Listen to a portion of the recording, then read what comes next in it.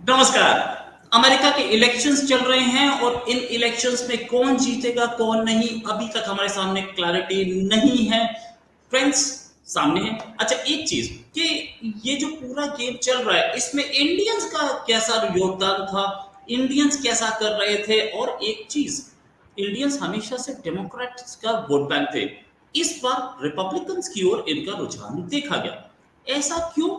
इसी में बात करने के लिए हमारे साथ मेजर जनरल शिवाज, अश्विनी शिवाज, जो कि खुद एक देशभक्त हैं, मेजर जनरल रहे हैं और जम्मू एंड कश्मीर में सर्विस की है इन्होंने कई साल। सर, बहुत बहुत स्वागत आपका हमारे शो में। सर, एक चीज कि ये अमेरिका में क्या हो रहा है, इंडियंस क्यों ट्रंप को बहुत ज्यादा सपोर्ट करते दिख रहे हैं? हाँ बिल्कुल रोहित, ये सच्चाई आपने ठीक बोला कि एज नॉर्मली क्या है कि as a tradition go 2/3 of जो इंडियन अमेरिकन हैं वो डेमोक्रेट के वोट करते रहे हैं और डेमोक्रेट के तरफ झुकाव था और 1/3 ही था रिपब्लिकन। मगर इस बार बड़ी अचंभे वाली बात देखी गई है कि काफी झुकाव जो है वो रिपब्लिकन की तरफ, और वो लगता है कि कहीं ना कहीं जो डोनाल्ड ट्रंप की पर्सनैलिटी है उसको देख के ये चीजें बदली, क्योंकि सच्चाई ये है भारत के जो लोग हैं जो इंडियन अमेरिकन, वो तीन चार चीजें देख रहे हैं। एक तो कहीं ना कहीं वो देख रहे हैं कि जो इलीगल माइग्रेशन हुई है उससे उनको ज्यादा नुकसान है क्योंकि वो सब लीगली गए हुए। और दूसरा है कि इकोनॉमी जो अच्छा नहीं कर रही अमेरिका का, और ये जितने भी इंडियंस हैं ये एक काफी अच्छी बिजनेस कर रहे हैं या अच्छी पदवी पे हैं। अगर इकोनॉमी नहीं अच्छा करती अमेरिका का तो इनके ऊपर इम्पैक्ट पड़ता है। और तीसरा जो उसका ये है कि जो समझते हैं वो कि डोनाल्ड ट्रंप जो है वो इंडिया की तरफ सॉफ्ट कॉर्नर है उसका। उनकी जो इक्वेशन है पर्सनल केमिस्ट्री डोनाल्ड ट्रंप की और प्राइम मिनिस्टर मोदी की वो बहुत कुछ मिलती है। और जो पिछली बार भी 4 साल का टेन्योर था 2016 से लेके 20 तक का, उसमें काफी कुछ रिलेशनशिप में इम्प्रूव हुआ भारत और जो यूएस का। और काफी हद तक हमने हथियारों का भी दान प्रदान हुआ वहां से, वो आगे भी हुआ। ये सच्चाई है कि 2000 के बाद एक बाई बाई पार्टीजन अंडरस्टैंडिंग है डेमोक्रेट और रिपब्लिक में कि भारत और अमेरिका के रिलेशन अपस्विंग रहे हैं। और एक प्रकार से हमने 4 बेसिक फाउंडेशन एग्रीमेंट साइन किए हैं, COMCASA communication computer security arrangement, LEMOA logistic exchange memorandum of agreement, और फिर लास्ट में बेका किया था बेसिक एक्सचेंज कोऑपरेशन एग्रीमेंट। वो 2000 के बाद चलती रही, चाहे वो रिपब्लिकन आए या डेमोक्रेट आए। कहने का मतलब आज हम रियल टाइम इंटेलिजेंस भी अमेरिका हमसे शेयर करता है, क्रिटिकल टेक्नोलॉजी हमारे को देने को तैयार है, और आपको एक प्रकार पिन पॉइंटेड हमको इंफॉर्मेशन दे सकता है जैसे वो इजराइल को दे रहा है आज की तारीख में, हमास के बारे में, हिजबुल्ला के बारे में, ईरान के बारे में। ये जो ईरान के हसन नसरुल्ला हो या इस्माइल हानिया हो हमास का, ये या फवाद शकूर हो, इब्राहिम अकील हो, इनके मारने के पीछे जो इंटेलिजेंस मिलता है, एक तो मसाद प्राप्त करती थी और एक जो कि सैटेलाइट के जो मिलता वो भी अमेरिका शेयर करती। तो इसमें कोई शक नहीं, भारत और अमेरिका के रिलेशन में अपस्विंग है 2000 के बाद। मगर डोनाल्ड ट्रंप के साथ ऐसे सोचते हैं भारतीय कि वो टेररिज्म के बिल्कुल अगेंस्ट है। वो जब बात आती है टेररिज्म की तो वो भारत के साथ खड़े हुए हैं वो बहुत। और चीन को लेके वो भी भारत के साथ, उनको पता है कि भारत ही एक ऐसा देश है जो चीन का मुकाबला कर सकता है साउथ एशिया में। और ये तो यूं तो बाइडन भी इसके साथ है, इसमें कोई शक नहीं। जो क्वाड को एक प्रकार जो पुश दिया वो बाइडन ने दिया, मगर फिर भी ऐसा लगता है इंडियंस को कि जो डोनाल्ड ट्रंप हैं वो ज्यादा अच्छे रहेंगे भारत के लिए, स्पेशली टेररिज्म को लेके। जो टेररिज्म फैलाता है पाकिस्तान कश्मीर में, वो उसके साथ डोनाल्ड ट्रंप हमारे साथ है, तो ऐसा लगता है एकदम। और दूसरा बड़ा इंपॉर्टेंट चीज ये है, जिस प्रकार से डेमोक्रेट ट्रेडिशनली ह्यूमन राइट्स की बातें करते रहते हैं और कभी ना कभी कमेंट पास कर देते हैं कि ह्यूमन राइट वायलेशन हो रही है कश्मीर में, वो अपने घर में नहीं झांकते, वो भारत में करते हैं। और कहीं ना कहीं कमला हैरिस ने भी एक आधे ऐसे कमेंट किए। तो मुझे लगता है वो डोनाल्ड ट्रंप, देखो कमला हैरिस 4 साल प्रेसिडेंट वाइस प्रेसिडेंट रही, क्या वो भारत में आई? क्योंकि अगर वो कहती है कि उसके इंडियन रूट्स हैं, जो कि हैं हम मानते हैं, मगर वो अपने आप को आइडेंटिफाई कराती रही अफ्रीकन अमेरिकन, नो कि इंडियन अमेरिका। तो मैं ये सोचता हूँ कि कुछ एक ऐसी चीजें हैं जिसके कारण भारत के जो लोग हैं जो कि ट्रेडिशनली डेमोक्रेट की तरफ वोट देते थे, इस बार ऐसा लगता है कि जो टक्कर की मार है कुछ बराबर है या पलटा रिपब्लिकन की तरफ ज्यादा झुकाव लगता है। रोहित। Right sir. अच्छा सर, एक चीज और कि चाइना, दोनों कंट्रीज के बीच में ग्लो के लिए एक ग्लो बना रहेगा क्या? इंडिया और अमेरिका की दोस्ती, क्योंकि दोनों ही चाइना के खिलाफ चल रहे हैं, दोनों ही चाइना से एक बड़ी प्रॉब्लम झेल रहे हैं, तो और अगर क्योंकि ट्रम्प आए तो ये तो ग्लो चलेगी। ट्रम्प तो जितना खिलाफ थे चाइना के, सबके पता है। क्या कमला हैरिस अगर आ गई तो क्या फिर भी ये ग्लो चलेगी?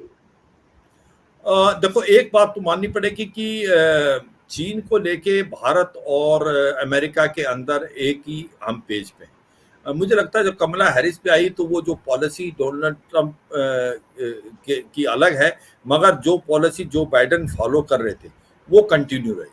और उसको देखता मुझे लगता है क्वाड का जैसे एक प्रकार उन्हें फॉर्मलाइज किया था, उसको लेके गए स्टेट लेवल पे। इसका मतलब लीडर्स मिलने लगे जो पहले नहीं मिलते थे। तो ऐसा लगता है कि कमला हैरिस जो जो बाइडेन ने स्टार्ट किया था उसको रखेगी। जो पॉलिसीज हैं जो बाइडेन की बाय एंड लार्ज वो कंटिन्यू रहेगी। तो मुझे लगता है चीन के अगेंस्ट तो वो भी जो बाइडेन जो थे उसने भी कड़ा रुख अपनाया था, मगर डोनाल्ड ट्रंप थोड़े ज्यादा पुशिंग।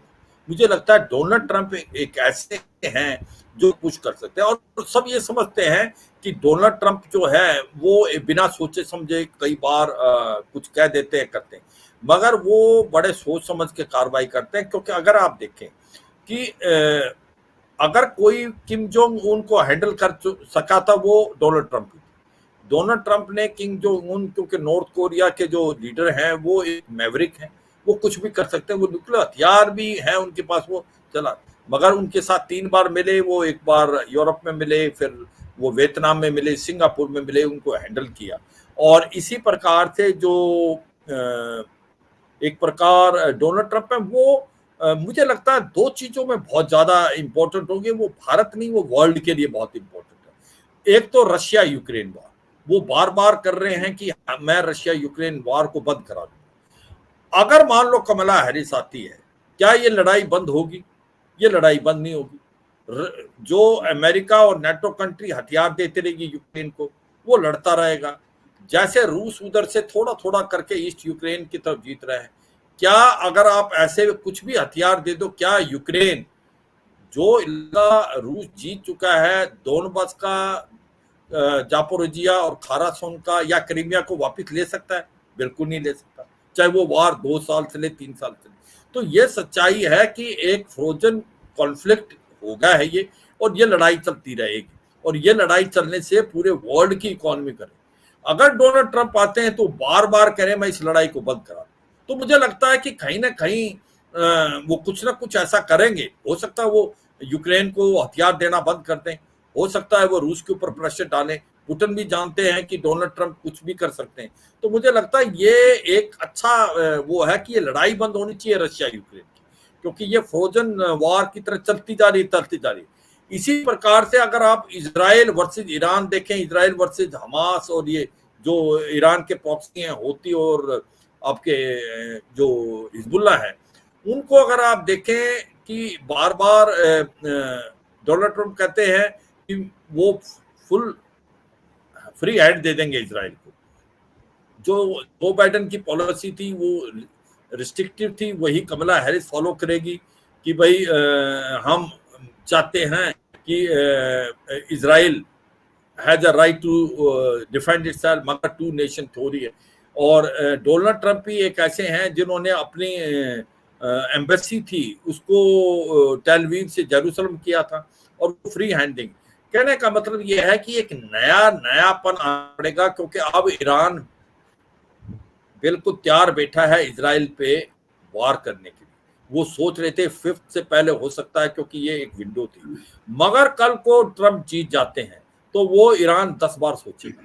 वो सोचेगा कि क्या पता डोनाल्ड ट्रंप किस हद तक जा सकते हैं। तो मुझे लगता है वहां पर भी कोई ना कोई फायदा हो सकता है, ये लड़ाई बंद हो सकती है। क्योंकि अगर जो कमला हैरिस आती तो वो कोई बदलाव तो करेंगे नहीं, जैसा ये लड़ाई चल रही है या आपकी ईरान के साथ इजराइल की चल रही है, उसके फैलने के बहुत चांसेस हैं। अगर ईरान ने इजराइल पे हमला किया और इजराइल को नुकसान हुआ तो इजराइल अब की बार बहुत ज्यादा सटीक हमला करने वाला है, और वो उसकी ऑयल रिफाइनरी और न्यूक्लियर हथियार पे भी हमला कर सकता है। जबकि हो सकता है ईरान ऐसी गलती ना करे, डायरेक्ट हमला ना करके इराक के थ्रू अपने जो मिलिशिया उनसे कराए। मगर ऐसा लगता है कि अगर कमला हैरिस आता है तो इसमें बदलाव होने का, लड़ाई बढ़ेगी। मगर डोनाल्ड ट्रंप आएगा तो थोड़ा सा कुछ नयापन, वो भी डर रहेगा ईरान को कि अगर लड़ाई रही ज्यादा तो हो सकता है अमेरिका किसी हद तक जा सकता है और ईरान की इकॉनमी अच्छा नहीं करेगी, क्योंकि जो जैसकियान उसके प्रेसिडेंट बने हैं वो भी नहीं चाहते कि लड़ाई बढ़े, वो लड़ाई से बचने की कोशिश कर रहे हैं। तो ऐसे में मुझे लगता है वहां पर भी एक पॉजिटिव स्टेप है, कुछ कुछ होके लड़ाई बंद हो सकती है। तो डोनाल्ड ट्रंप वर्ल्ड के लिए भी अच्छे हैं, इकोनॉमी के लिए अच्छे हैं। देखो उनकी जो पॉलिसी है कि अमेरिका फर्स्ट, वो तो हर देश की पॉलिसी है। अगर कल को भारत के जो भी अभी प्राइम मिनिस्टर मोदी बने, वो चाहेंगे कि भारत की जो है बढ़ावा होना चाहिए, हमारा नेशनल इंटरेस्ट, सभी अपना नेशनल इंटरेस्ट देखते हैं।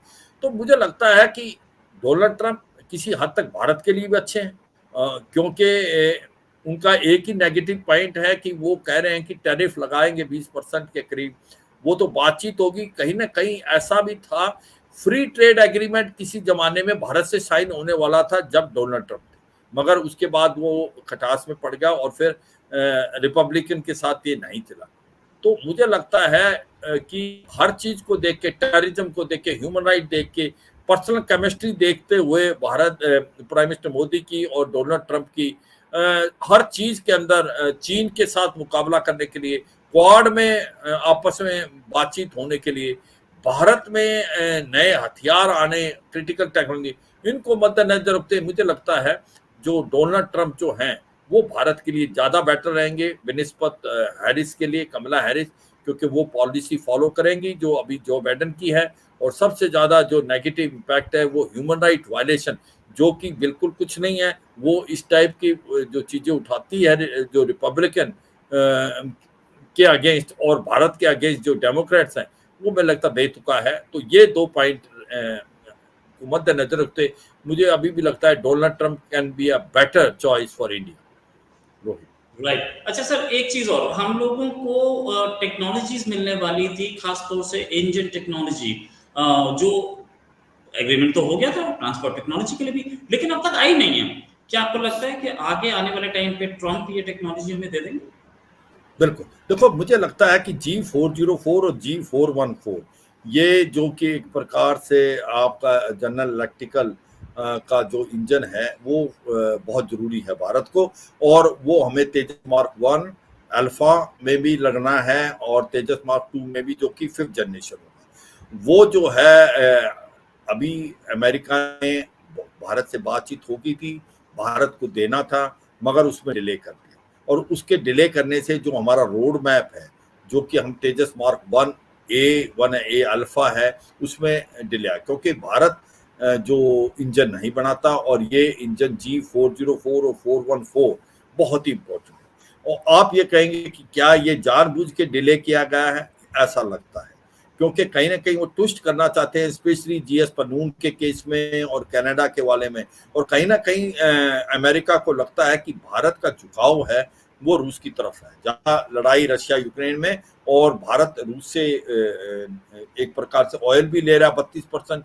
वो ऑयल, चाहे वो ऑयल घूम फिर के यूरोप में जा रहा है, मगर शायद अमेरिका ये सोचता है। और दूसरा ये है कि भारत का जो एक प्रकार सॉफ्ट कॉर्नर है रूस की तरफ, वो भी नहीं है। और एक वो जीएस पनून वाला केस है, तो मुझे लगता है ये टेल ट्विस्टिंग है, ये जानबूझ के डिले किया है, ना कि ये नॉर्मल डिले है। और इसीलिए इंडिया इसके ऊपर काफी बातचीत कर रहा था। और MQ-9 जो हैं ड्रोन्स, जो कि प्रेडेटर ड्रोन्स हैं, जो हम 31 खरीद रहे हैं, जो 15 नेवी के लिए, उसमें भी डिले था। तो मुझे लगता है ये डेलिबरेट एक्शन था, और हो सकता है ट्रंप आने पे इसको जल्दी फास्ट मूव किया जाए, क्योंकि उनकी सोच टेररिज्म को लेके बहुत अलग है। और वो मुझे लगता है कि जहां बात आएगी टेररिज्म, खालिस्तान टेररिज्म या जो टेररिस्ट पाकिस्तान से लश्कर तोबा जैसे मोहम्मद भेजता है, उस पे उसको जीरो एरर सिंड्रोम है। तो मुझे लगता है कि जो इशारा आपका रोहित है वो बिल्कुल ठीक है। डोनाल्ड ट्रंप के आने के बाद ये डील में भी जल्दी आएगी और ये हमें बहुत जल्दी चाहिए, नहीं तो हमारे को प्रॉब्लम क्या है, अगर हमारे HAL से जो बन रहे हैं तेजस मार्क 1, 1 अल्फा और आगे 2, इसमें डिले होता है तो हमारा बहुत गैप आ जाता है। हमें 42 स्क्वाड्रन चाहिए, आज वो घट के 32 के करीब रहेंगे, 30 से 32, और वो घटते चले जाएंगे। MiG-21 फेज आउट होने, उसके बाद फिर आगे जगूर आपके फेज आउट होंगे, फिर आपके आने वाले टाइम में MiG-29 में फेज आउट, मिराज 2000। आपको ये जरूरी है, एमका की तरफ हम जा रहे हैं जो कि एक एडवांस मीडियम कॉम्बैट एयरक्राफ्ट हमें बाहर से लेने पड़ेंगे, मगर आपका G404 और 414 इंजन भारत में जल्दी आना चाहिए, तभी आपका जो तेजस मार्क 1 और 1 अल्फा है वो आपका रोल आउट होगा, क्योंकि उसमें अभी 2-3 साल का डिले हो चुका है रोहित।